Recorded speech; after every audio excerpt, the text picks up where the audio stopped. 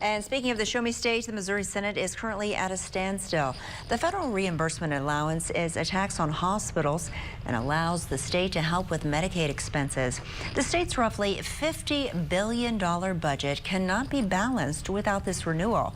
A group of senators who call themselves the Freedom Caucus is delaying this debate, demanding Governor Parsons sign a bill that blocks funding to Planned Parenthood. They also demand that the Senate first debate and pass a resolution to make constitutional amendments more challenging for Missourians to pass.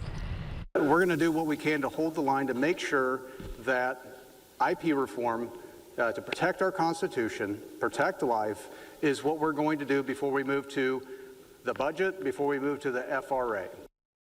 Now, the last time the FRA was up for renewal in 2021, the same group of GOP senators filibustered passage until the end of the session. It forced lawmakers into a special session where they passed the renewal without the hardline demands.